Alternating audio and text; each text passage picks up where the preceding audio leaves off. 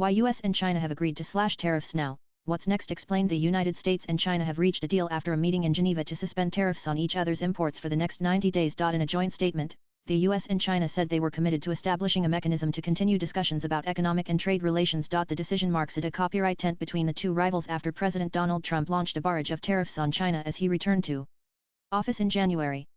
Trump had slapped several Latin American, European countries, and Asian countries, including India and Thailand, with heavy tariffs.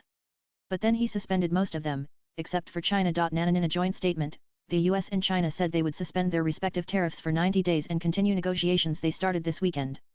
Under the agreement, the US would reduce the tariff on Chinese imports to 30 from its current 145, while China would lower its import duty on American goods to 10 from 125. On April 2, the US had imposed a reciprocal tariff of 34 on Chinese goods, on top of 20 tariffs that Trump had previously imposed on Chinese products since starting his current term.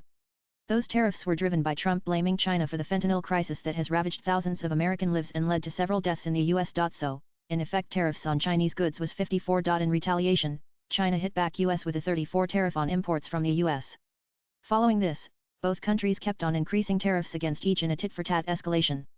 Finally, the US imposed a 145 tariff on China while China slapped 125 taxes on the US. Nan Carlos Lopes, a Chatham House Associate Fellow for the Africa Program, told Al Jazeera, this move is significant primarily because it reflects a strategic retreat by the US, rather than a genuine shift in the broader trajectory of US-China relations. Lopes stressed that the temporary tariff cut means that China dug its heels in and compelled the US to revise its approach. Meanwhile, the US Trade Representative Jamieson Greer, while explaining the rationale behind the tariffs, pointed to the $1.2 trillion trade deficit on goods that the US had with the rest of the world.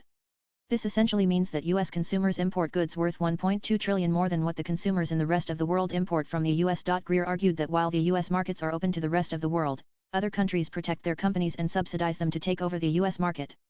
He said the trade deficit is ripping off the US. Trade deficit had ballooned more than 40 since the end of President Trump's first term in 2020. Nan Trump said at the White House on Monday that talks and negotiations would focus on opening up China to American businesses.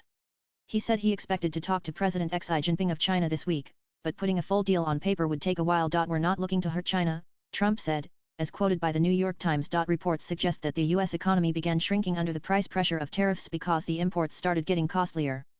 There was a huge risk that if this truce had not been announced, the shelves in retailers such as Walmart would have soon become empty. The US economy contracted in the first quarter of 2025, before the full effects of the highest tariffs would have even been registered.